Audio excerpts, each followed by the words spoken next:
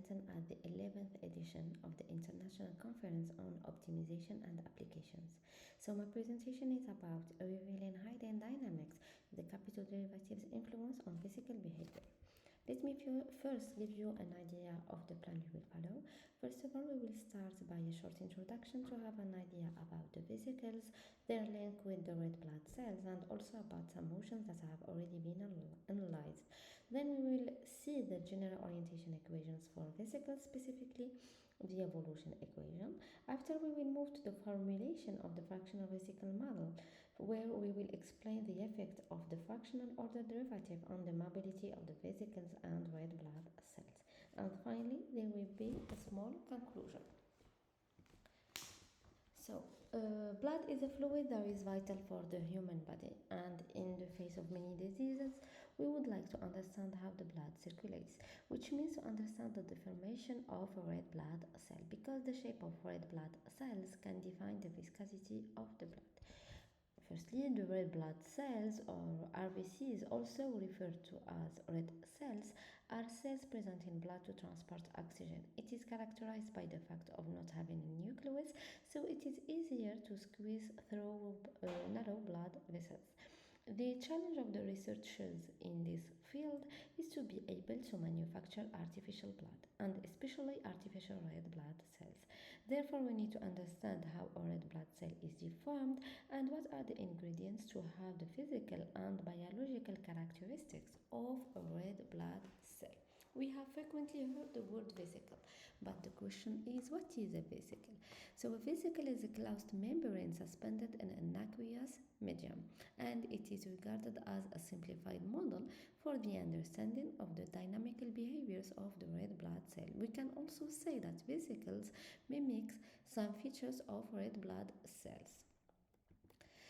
The unique properties of the lipid bilayer membrane, such as its fluidity, incompressibility, resistance to bending, give rise to a number of fascinating non-equilibrium features of the vesicle and of red blood cell dynamics. Under shear flow, vesicles are known to exhibit three types of motions. Before going into details, let us first understand the meaning of shear flow.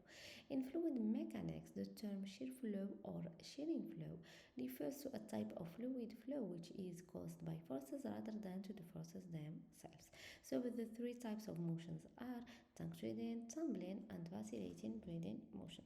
The tank treading is when the vesicles assumes a steady inclination with respect to the flow direction, while its membrane undergoes a tank treading motion. This picture or figure represents the tumbling mode. In this case, the red blood cell or vesicle turns. And finally, the vacillating breathing mode. It behaves like a sponge, like how the lungs breathe. The membrane breathes as you see in these figures. It is said that in this case, the vesicle or red blood cell hesitates between turning, making a complete turn, or remaining fixed. The region of existence for each regime depends on control parameters. The whole set of parameters can be cast into three-dimensionless control parameters, which are the viscosity ratio between the internal and the external fluids, the excess area relative to a sphere, and finally the capillary number. Let's move on now to the general orientation equations for vesicles. We know that a vesicle or a red blood cell is not exactly a sphere, so the idea is based on the small deformation approach in which the vesicle shape is close to a sphere. The idea here is to consider that the reference sphere and the quasi-spherical vesicle have the same value. So the vesicle deformation is described by the radial position R of the vesicle interface, which can be parameterized by equality number 1, where F is the deviation of the vesicle shape and is assumed to be small. In the small deformation theory, the deviation of the shape from a sphere is parameterized by R0 equals 1. Then we obtain equality number 2. So all comes down to determine F. So finding a mathematical model is like finding the equation of F. One of the most powerful methods in investigating the vesicle deformation is the spherical harmonic parameterization. The function F is expanded into a series of scalar spherical harmonics by equality number 3, where Yn and M are the usual spherical harmonics and Fn and M are unknown time-dependent amplitudes. So the goal here is to know F and see if we can explain the deformations of the red blood cell only by knowing the shape deviation. The constant on the fixed total area serves to relate the amplitude of the shape perturbation by equality number 4. The higher order F and M are neglected. That's why under the linear shear flow, only the second order spherical harmonic functions survive. Then we obtain equality number 5. And the area conservation constraint leads to equality number 6. And finally, we obtain the radial position R as a function of Y2 and M and F2 and M, where Y2 and M are the usual spherical harmonics of order 2, and the evolution equations for F2 and M are given by equality number 8. This evolution in time of the vesicle shape configuration in the shear plane is given by the dynamics of F2 and 2. F2 plus and minus 1 and F2 0 modes describe deformation out of the shear plane. The out of plane deformation along the vorticity direction is described by the F2 0 mode. Usually F2 plus and minus 1 modes are ignored for simplicity.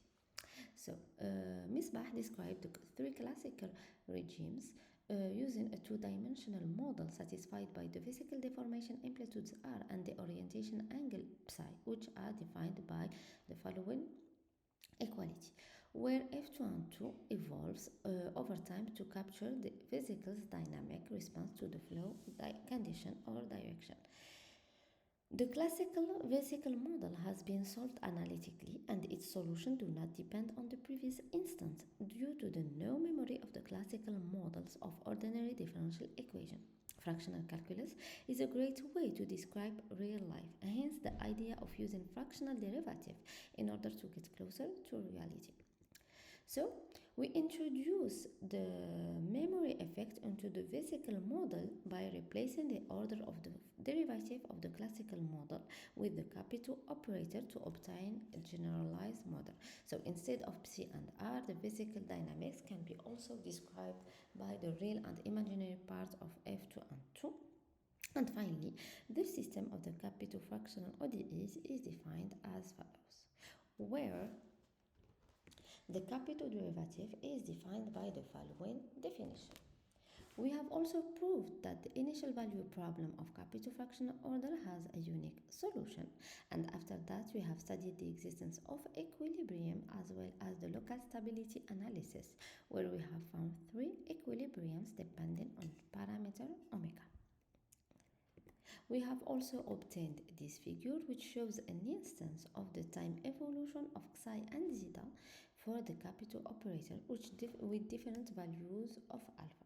We have oscillations, and we can easily see that for small values of alpha, the fractional order, the amplitude is seen to have decreased. Moreover, to investigate the persistent question of the choice of the fractional derivative, this part conducts a comparative analysis between the primary and capital fractional derivative in the study of vesicle dynamics. So the objective is to discern within this context which derivative proves more pertinent for this study. So since psi and zeta are related to the shape deviation and the orientation angle through these relations, here we have illustrated the dynamics of the orientation angle for three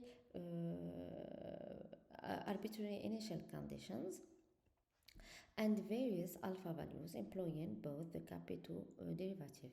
Here in this presentation, we have chose to use alpha equals 0.9.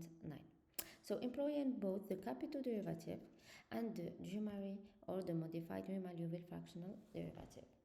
Upon closer examination, it becomes apparent that alpha decreases, the capital derivative yields more pertinent result with faster convergence, and which is the same thing for the shape deformation, where the oscillations quickly decrease, leading to stabilization at the equilibrium point.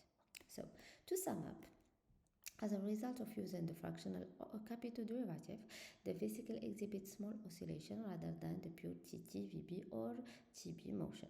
Furthermore, these figures indicate that when alpha increases, we tend more slowly toward the equilibrium.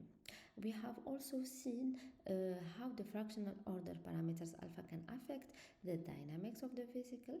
In addition, a comparison between the capital and the Jumari derivatives has been carried out, which highlights the difference between the speed of convergence, emphasizing the sensitivity of vesicles' behavior to the choice of fractional derivative.